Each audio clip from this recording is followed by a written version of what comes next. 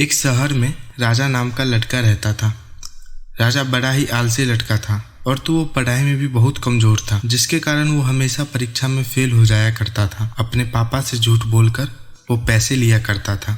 सारे पैसों को अपने दोस्तों के साथ उड़ा देता था। फिर एक दिन स्कूल से छुट्टी होने के बाद राजा अपने घर जाने लगा और मन ही मन सोच रहा था, आज तो स्कूल में बिल्कुल भी मज़ा नहीं आया। एक काम करता हूँ, शाम को मैं सिनेमा देखने चला जाता हूँ। ये सोचते सोचते राजा घर पहुँच जाता है। घर पहुँचने के बाद राजा शाम के समय घूमने निकला। जाकर सिनेमा देखा। फिर राजा ने सोचा क्यों ना कुछ नाश्ता किया जाए। तभी उसने देखा कि उसके जूते बहुत गंदे हो गए हैं। उसने सोचा क्यों ना उन पर थोड़ी पॉलिश लगा दी जाए। यह सोचकर वह सामने की ओर बढ़ गया। वहीं एक पेड़ के नीचे बूढ़ा आदमी मोची का काम कर रहा था। राजा उसके पास गया और बोला, जूते पॉलिश करवाना है। हाँ हो जाएगा।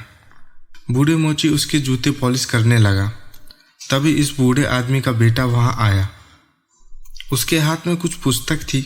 वह कोचिंग से सीधे ही चला आ रहा था। आते ही उसने पुस्तक एक किनारे रख दी और अपने पापा से बोला, पापा अब तुम उठो, दिन भर काम करते करते तुम थक गए होगे, ज़रा आराम कर लो, सर के जूते मैं चमका देता हूँ।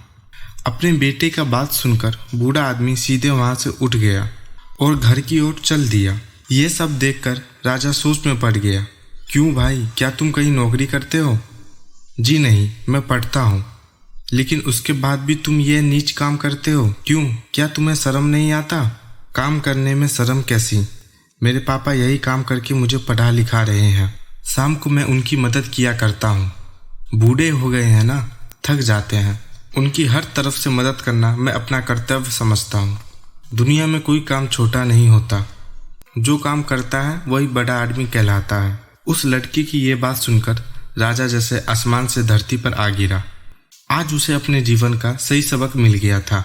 उसने सोचा उसे काम तो नहीं करना पड़ता है, पर वह अपना कर्तव्य जो कि पढ़ाई करना ज़रूर पूरा करेगा।